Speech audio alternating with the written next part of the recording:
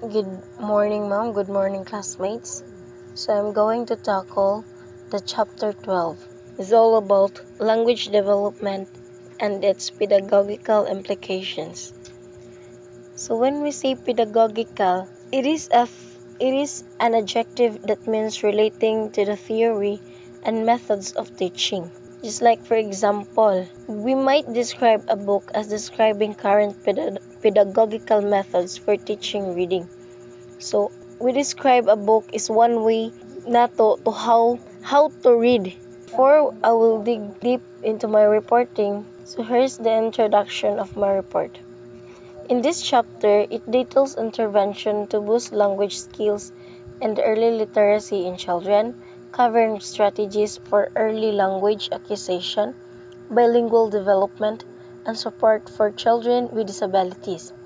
It also explores the pragmatic language development of high school students, focusing on conversational skills and discourse organization. This chapter offers practical advice and evidence-based suggestions for educators and parents. So, first is, we're going to tackle my report.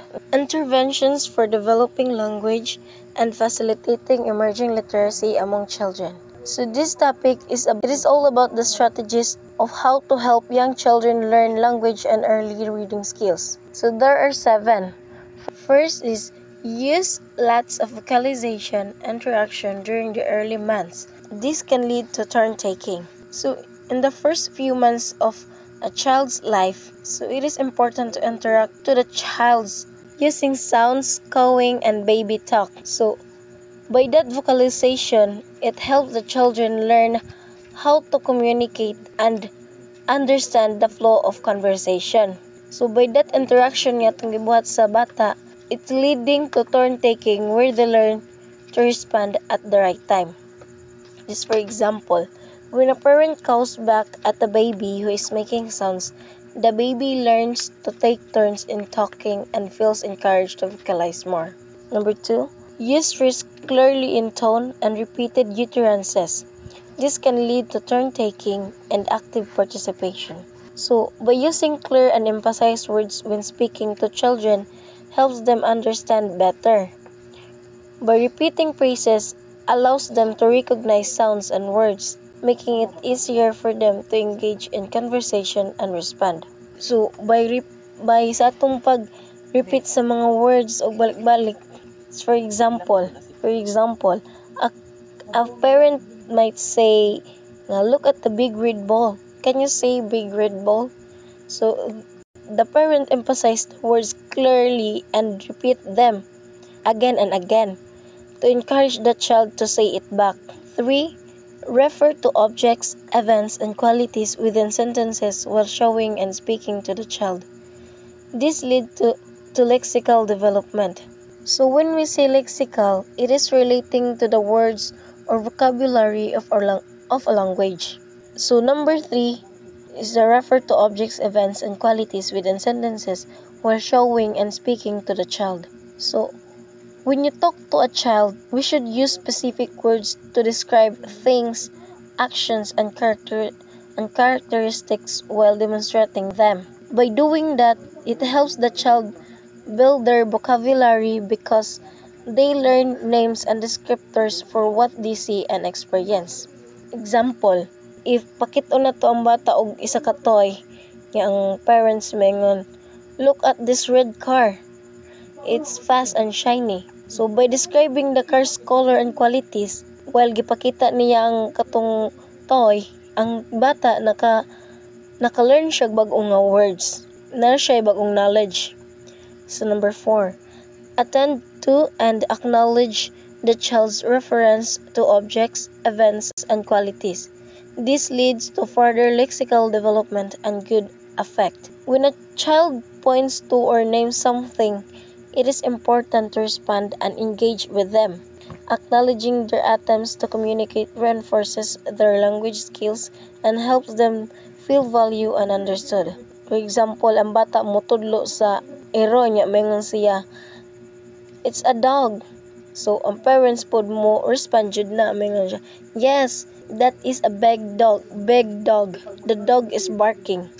So, by doing sa gi-respond sa parents niya, ang bata na encourage to continue communicating and learning new words. Number 5, read to the child. This can help in emergent literacy. So reading to children exposes them to language patterns, vocabulary, and storytelling.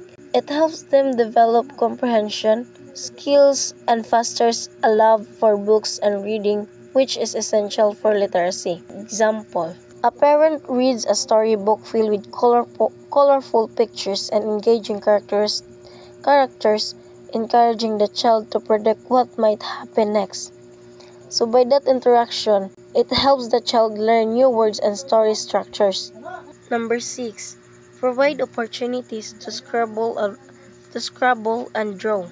This can help in emergent literacy. So when we say literacy, it is the ability to read and write. By allowing children to scrabble and draw lets them express their thoughts and creativity.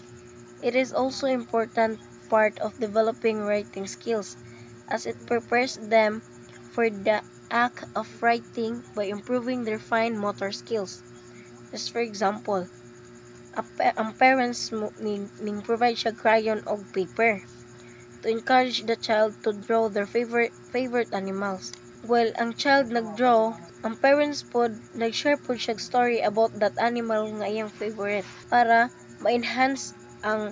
mas ma-enhance pa ang mga language skills sa bata. Number 7, additional suggestions for interventions with bilingual children. So when we say bilingual, that person has the capacity to speak 2 languages. While the monolingual, that person has the capacity to speak only 1 language. And the multilingual, that person has the capacity to speak 2 or more languages. The number 7 is the additional suggestions for interventions with bilingual children. So for bilingual children, it's essential to take into consideration both languages and their environment. To encourage the use of both languages during interactions and reading can enhance their overall language development. So, we should make activities that incorporate both languages, help children recognize the value of each language. As for example, a parent may read a story in English and then iyang i-discuss ni siya in their native language, reinforcing vocabulary in both languages while making connection between the two of that language. So, the interventions for developing language and facilitating emerging literacy among children, that 7 that I've discussed is underscore the importance of active engagements in a child's linguistic journey. Engaging with children through reading, pointing out objects and qualities, acknowledging their thoughts, and offering creative expression through drawing are all essential strategies to foster language development. Moreover, by understanding the unique needs of bilingual children ensures they receive a well-rounded approach to literacy in both languages. So by that practices, it is not only enhance the vocabulary of the children and comprehension, but also it builds the self-esteem and love of learning of the children, laying a solid foundation for future literacy skills nila. Next, there are 6 suggestions were found effective in studies on emergent literacy. So as what I've said ganiha, that multi-language is that person has the capacity to speak 2 or more languages. First is reassure families that bilingualism is possible, desirable, and supports language development. So families should be encouraged that raising children to be bilingual is not only possible but beneficial po na siya. Bilingualism can enhance overall language development and cognitive skills. As for example, a parent is worried that speaking 2 languages at home will confuse their child. They are reassured by a teacher that bilingual children often develop better language skills and can communicate in multiple communities. Number 2, speak to bilingual children in the same manner as a monolingual children.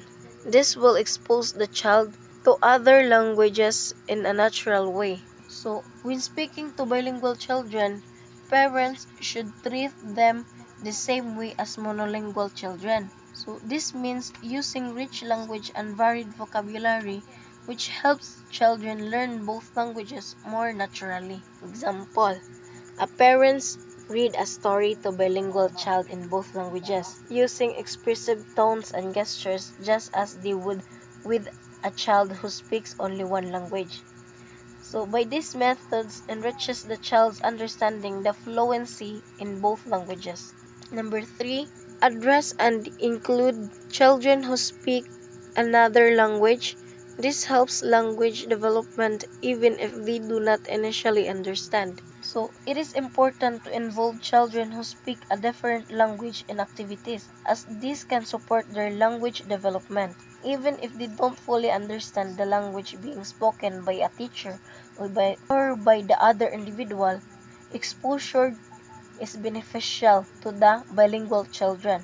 For example, in a classroom, a teacher might include a child who speaks Spanish by using simple Spanish words during group activities. So even if the child doesn't understand everything the teacher says in English kay Spanish lagi siya, so hearing both English and Spanish words helps them pick up vocabulary over time. Number 4, use language consistently at the nursery and reassure parents that they should do so in the home.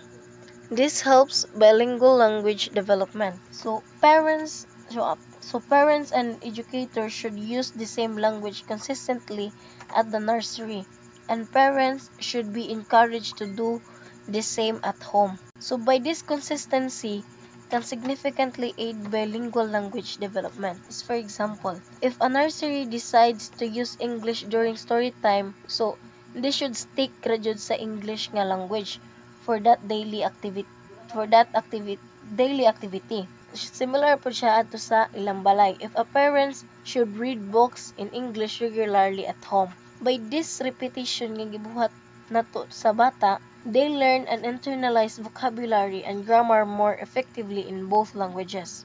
Number 5, suggest to parents that providing a good model of a language will assist children.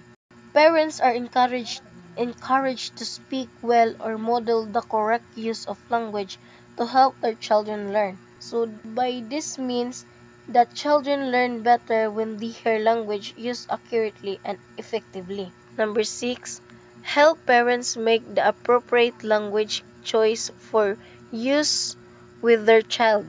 Parents should be supported in choosing the right language to use sa ilang mga bata. By that tuwing nga gibuhat sa ilang parents, this may involve using a language that is spoken at home, a language of the community, or even a language that the child is learning in school.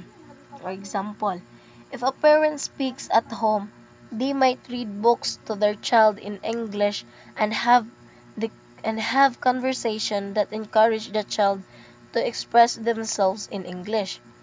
So if they also know Bisaya, kung kayo sila Bisaya, so they can introduce that language during family gatherings, ensuring the child is exposed to both languages and understand their use in different contexts. So by that 6 nga suggestion, it helps supporting children in their multi-language learning journey is crucial. Parents play a vital role by serving as good language models and carefully choosing the languages to use in their daily interactions. This dual approach helps foster a rich linguistic environment that enhances children's emergent literacy skills and prepares them for effective communication in multilingual settings. Next is, in addressing the needs of learners with disabilities, there are 3 suggestions for interventions to effectively facilitate their progress in languages development. So that statement talks about how to help learners with disabilities improve their language skills. First is work cooperatively with the aid that accompanies the child. So this means that teachers or parents should collaborate closely with assistants or support staff who help the child. By that approach nga gibuhat sa teacher o sa parents, it ensures that the child receives consistent support tailored to their needs to interact as normally as possible with these children. So, this suggests that adults should engage with children with disabilities in a natural and inclusive manner, treating them like their peers. By that doing gitreat na to sila naturally, normally, this helps the child feel included and encourages them to develop their language skills in supportive environment. For example, if a child with a speech delay in a classroom, the teacher might work closely with speech therapists. Together, they can plan specific activities that promote speaking skills. Additionally, during group activities, the teacher should interact directly with the child, encouraging them to express themselves and participate in conversations just like the other students. Number 3 is be aware of both the techniques that can be used to communicate with these children and the particular constraints that these children have in processing language information. So, this means that educators need to know various strategies to communicate effectively with children that have a disabilities. So, they must understand any difficulties these children may have in understanding or using language, such as they have limited vocabulary or slower processing speeds.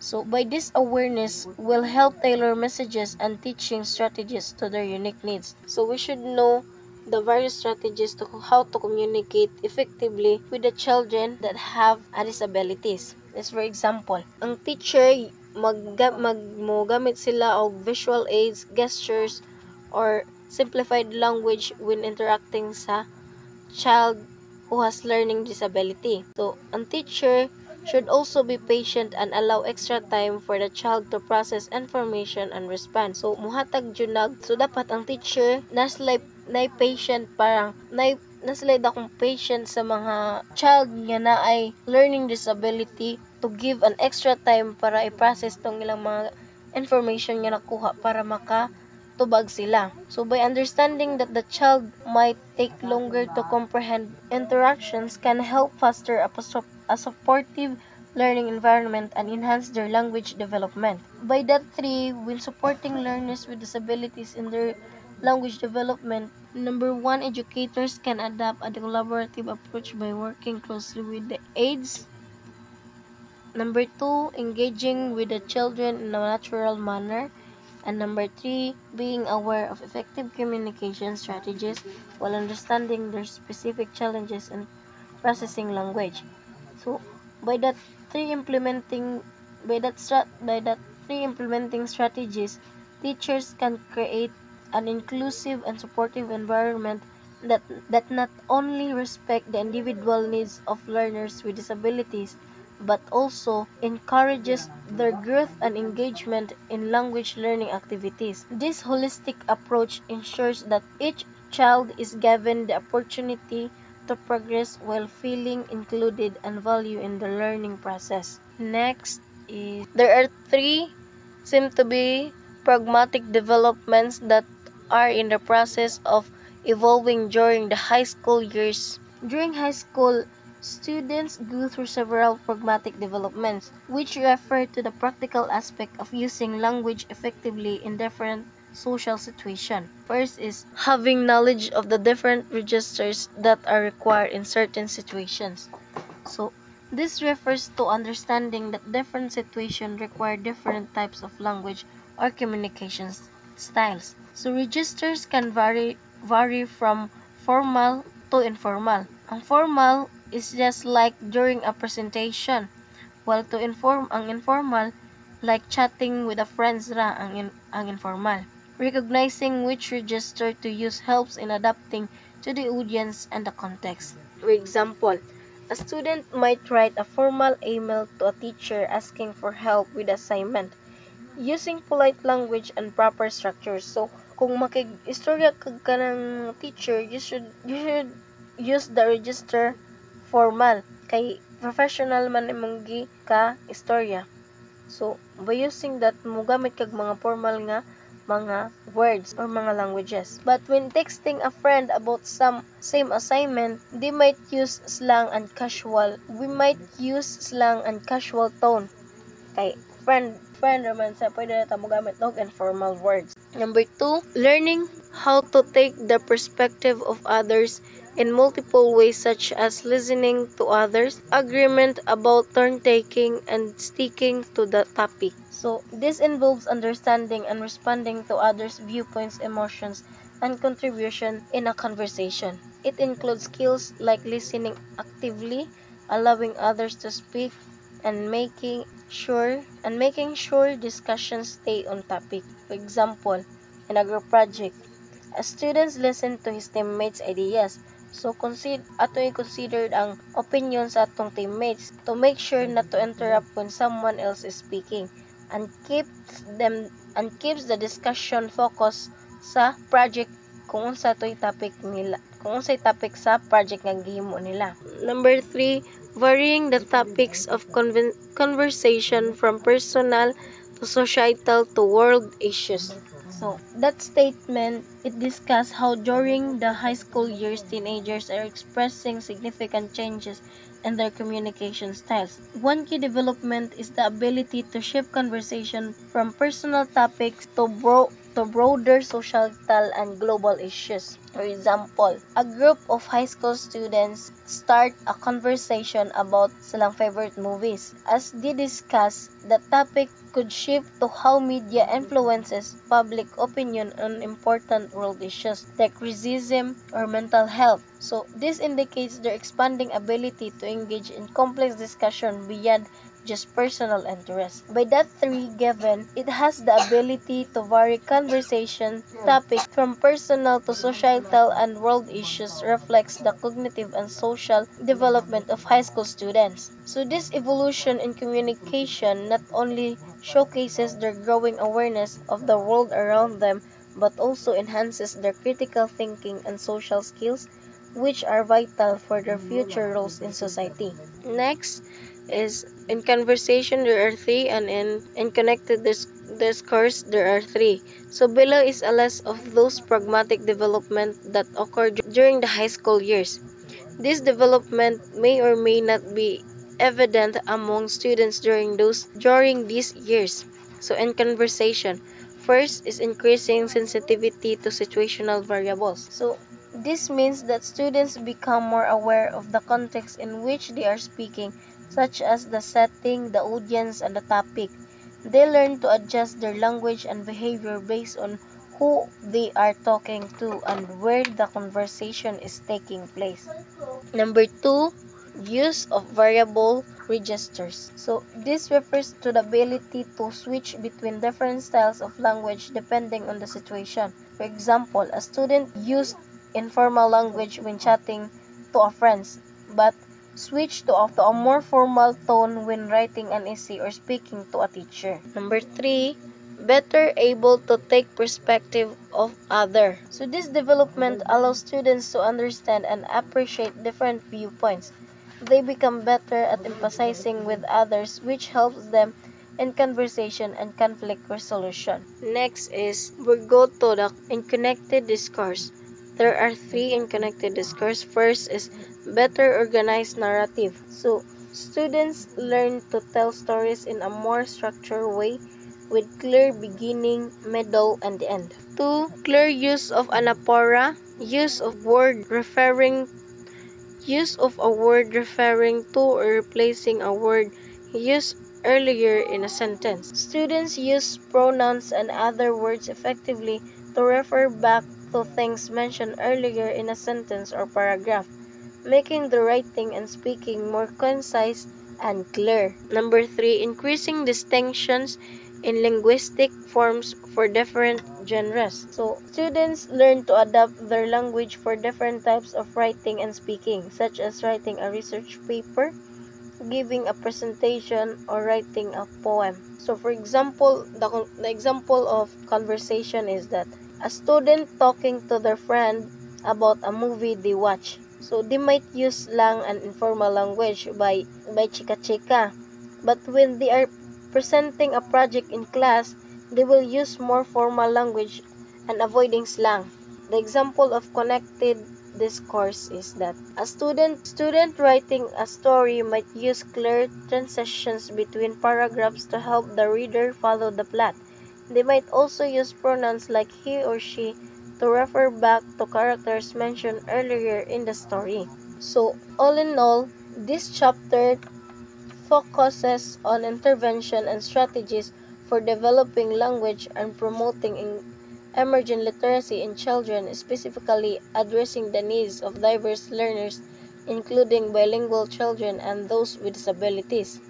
And this chapter highlights a range of practical approaches, including early language development, building vocabulary, emergent literacy, supporting bilingual children, working with children with disabilities, and developing pragmatic skills in high school. So this chapter emphasizes the importance of creating supportive and inclusive environments that foster language development and literacy skills for all children, regardless of their language background or abilities. And that's all. Thank you.